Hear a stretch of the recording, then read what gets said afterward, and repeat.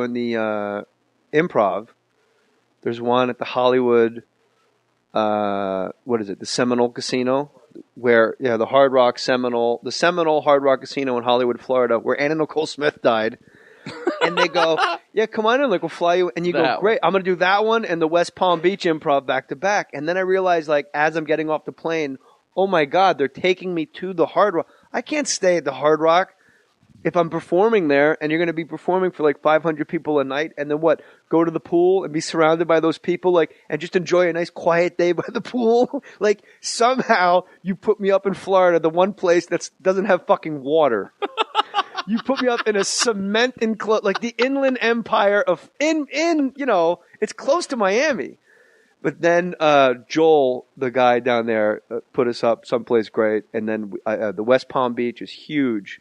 That Improv's great, but I would take the dog out. I would get picked up for the show at about 7:30, so I would take the dog for a walk at 7, and just like grown people,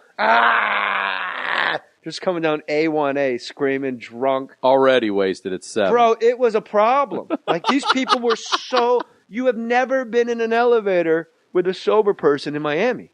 They are fucked. You just hit the elevator button, and it's like, you're like, I'll take the next one. The next one opens. Fuck you, motherfucker. I don't give a shit. I'll kick your ass. Crazy, bro. And I'll be back there in March, so I'm fired up. You got to get in with these casinos. You got to do like a little more, some Borgata, some East Coast. You got to go bang them out. I'd love to. You got to get a rep, son. Get a representative. I like that that I like hearing you say that you would root for the Ravens if you weren't for the Jets. Bro, I do root for the Ravens. Your defense is being molded right after ours. I mean, Rex Ryan was us forever. Rex Ryan's weird because he goes from the corners in. Most guys go from the trenches out. Rex goes from the corners in. But the problem is Antonio Cromartie, it's like having a third grader on the field. Like, he's so stupid. I couldn't get over Hard Knocks when he couldn't remember his kids' names. Antonio Cromartie has 8 kids by 8 women. Yep. And on Hard Knocks on HBO, when they had the Jets, they said, wow, you got 8 kids. What are their names? And he's like, Deshaun, Latrell, the girl, the baby girl. And he just skipped over her. He got through like 3, and then he just remember. He said the baby and the girl. And like the new one. The baby girl. It's unbelievable. And then he went to Florida State. This is a guy that got a free ride for 4 years at Florida State. And this is the bane of my existence. Not really. But this is like my rallying cry, and especially when I host like Jim Rome.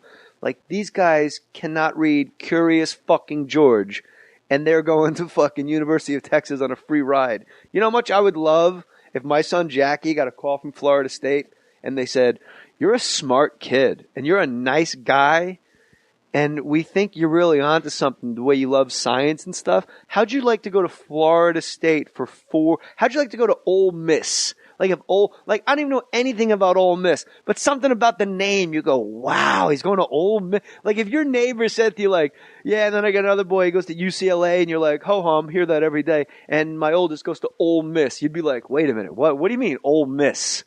Like, it's just something about it is very southern. My boy, and you know it's respectable, my boy, Meredith, and my other boy, Shirley.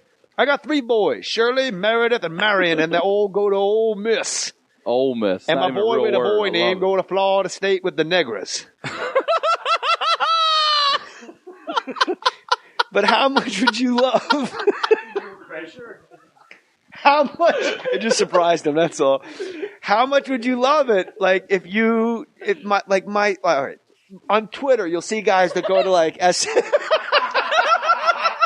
that was my Lyndon Johnson impression. You'll see guys on Twitter that like can't spell there or to the right way. Like Shaq went to LSU for free. Louisiana State University. Prestigious.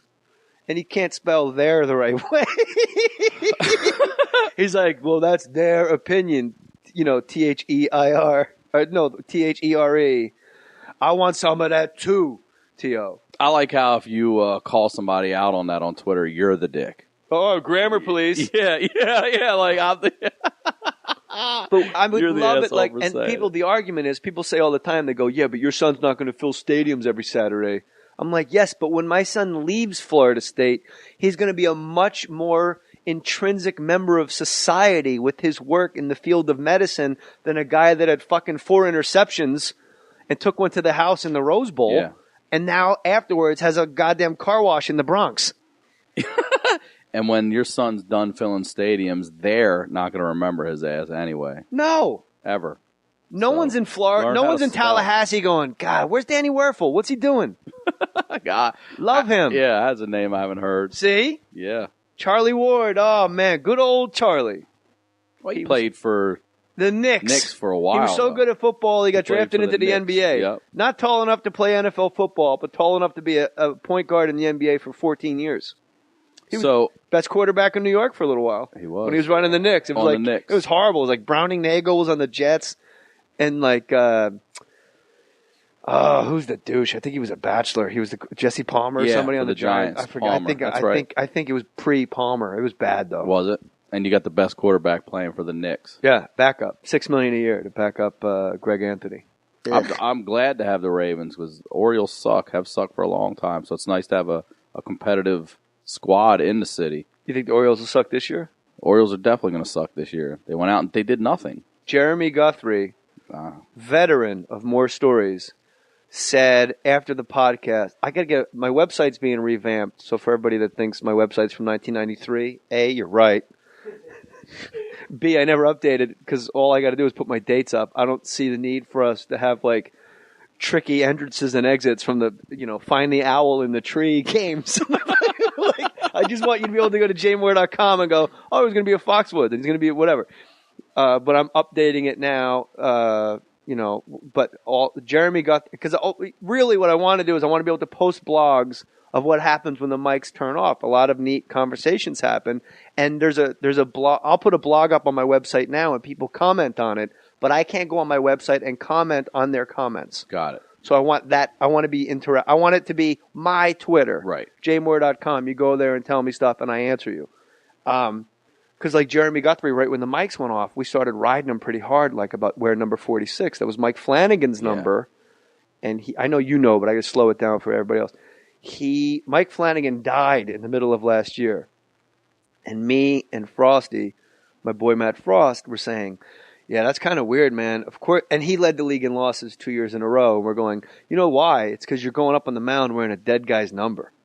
Like, that's Flanagan's number. And he's like, really? Because baseball players, you can spook. It's like, they're like thoroughbreds. You just clap your hands in front of their eyes, and they're like, ah, ah. They're like Rain Men.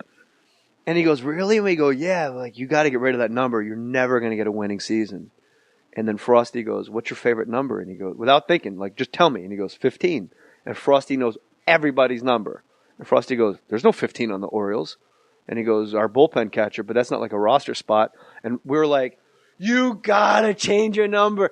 And he swore on a Bible in the hotel, a Mormon Bible, by the way. He is a Mormon. In the hotel room, and it was in the drawer, a Gideon Bible, a Bible of Latter-day Saints he swore on that he was going to change his number next year. He's going to go out on the hill on opening day as number 15. So then we spent the next half hour delaying our exit from his hotel room because we're just faking going to take a piss, and we're writing little 15s on the walls of his hotel room all over the place. So like if he's taking a shit, he can just see a little, like if not like big, but an inch high in pen or pencil, and both. And he said he was going to change his number. And then I set him up for that joke. He ended that podcast by saying, I said, a lot of Baltimore guys listen to this. Dan Godfrey from the Irvine Improv and comedian Ryan Sickler. And he goes, Ryan Sickler, he's the worst comedian in the world. Yeah, Credits. I heard that. And then we just Thanks. I appreciate that. I'll say this because we're comics. You bust balls. I'm fine with that. But for Guthrie to actually go along with it, let me tell you, I'm calling you out, Guts. You had a 4.33 ERA last year, and you went 9-17 on the last place team in the AL East. In my last 26 performances, I'm about 22-4. I just went 6-0 in Irvine with Jay Mohr this weekend. When's the last time you went 6-0, Guts? I'm calling you out on it. I think you shouldn't be shitting on Oriole fans. You got the ERA wrong, though. No, 4.33. Look it up. You look it up. I did. I'm a fan, man. He is a great guy. What's fun? I love Guthrie. I was surprised he went along with it because he wouldn't go. He wouldn't swear. He wouldn't go along with anything else. Yeah. When I said, and he was very funny when I go, when they're not hitting, because he's not a bad pitcher. No, Guthrie's a damn good pitcher. I feel like he'd be a great number. We talked about it. A great number 3 on the Yankees or on the Dodgers. It'd be like Kershaw, Billingsley, Kuroda, Guthrie. Like that'd be a tight rotation. Here, look at this. Right away, 4-3-3. 4-3-3, Guthrie. Yeah, you know what, Jeremy? I thought you were in the threes.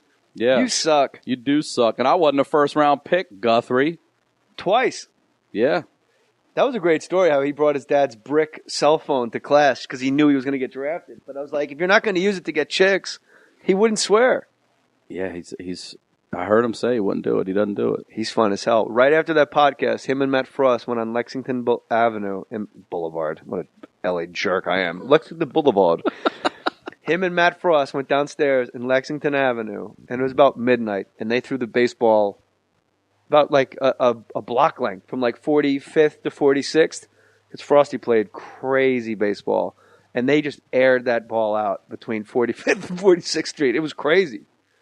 Dude, cars are coming, and they're just those, and you're like, I don't know if you should be out here, Guth. I like Guthrie. I do. I think he's a great pitcher. He's an innings eater. The guy is a professional. He wouldn't cuss, but he had no problem shitting on Ryan Sickler. Thanks, Guthrie. Do you have a girlfriend? No, not now. You're single right now? Right now. How does a guy like you, what do you do? You go out, do you hustle it? Are you out looking, or you just wait for it to fall in your lap? Nah, it's not Craigslist? It's really not that hard. Swingers? Men and women? I've never been online. I meet some cute girls at shows, go out, It's hard to meet girls at shows. It's hard to meet. People think oh, you got it, you're all set. Like, you do a show, and it flies at you. But here's what people don't understand. They have no idea I have 600 Twitter followers. Never been heard of. Let's go old school. Let's go complete basics. You say goodnight and walk this way, they walk that way. Now, unless you are a crazy person and run from your green room and loop around the outside of the club and meet them and let 300 other people go, hey, how you doing? I saw you at my show. Yeah. Like, you're now hitting on a girl in front of 300 witnesses who know that you had to double time that shit to get from backstage to the front of the room. And everyone's like, hey, can I get a picture? And you're like, not now. No, just you. No, I never have done this before, ever. And they're all with dates and shit. Like, you got to weed out, who, and then oh my God, she's with that guy. Well, then who's behind her? Hey, how you doing? I saw you at my show. It's horrible. But I know you're a married man, but come on. The women in Irvine are it's out of control. I just see a giant room full of people. Come on. I'm never one-on-one. You don't ever see them walking out or leave. I mean, think about it. I get there at 6:30 for the 7 o'clock show. And then when I get off stage at the 11 o'clock show, it's 12:30. Yeah. And they're out. And by that time, they are so drunk. I don't want to see anybody after the third show because nothing's good going to happen. Yeah, there were a few crazy. Hey, you should come out with us, Dave and Buster's. Dave and Buster's is Chuck E. Cheese for grown-ups. That's where they kept trying to get everybody to go, Dave and Buster's. Dave and Buster's really is missing the boat without having a ball pit. Dave and Buster's should have a ball pit. An adult ball pit. Yeah. It's Chuck E. Cheese for adults. And I said that to my wife, and she goes, fuck that. Chuck E. Cheese is Chuck E. Cheese for adults. Every time you bring your kid there, you're always like, where's Dad? You could drink beer there. Skee ball. I love skee ball. I love it too. I'll challenge you on the air right now to a skee ball. Done. My favorite game at Chuck E. Cheese, and the first time I ever played it, was the Cleveland Improv. Is at the Powerhouse in Cleveland, is across the hallway from a massive arcade. And they have that arcade game. You stand on a platform and you lower a helmet onto your head. What? And you just have gun turrets. And you're in a pillbox from the visual. Yeah. So if you're just walking by, you just see a guy just turning his head. I've seen that in a window. That's what that is. It's incredible. So you're seeing something going on. I'm just watching you do this. Yeah, but guys are coming up the beach, and they're coming up the beach, and then you turn, you go, oh my God, they're right next to me, and you just got to gun people down right next to you. It's crazy. And when we went in there, we were this is probably a good decade ago. We were so high. Bro, you couldn't peel me out of that helmet. It was 5 a.m. They're like, no, you don't understand. We have to open for real people. I'm like, just let them in. Let them in. Airstrikes.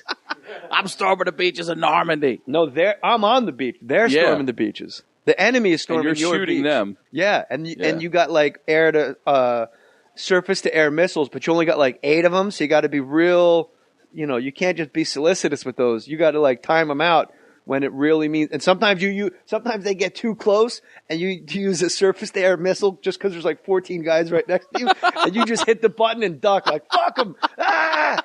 PBR Street Gang, this is Mother Goose. Dump all your remaining firepower within my compound. It's a hell of a fucking war. I've never played that game. Skee ball you love? I love skee ball. I had a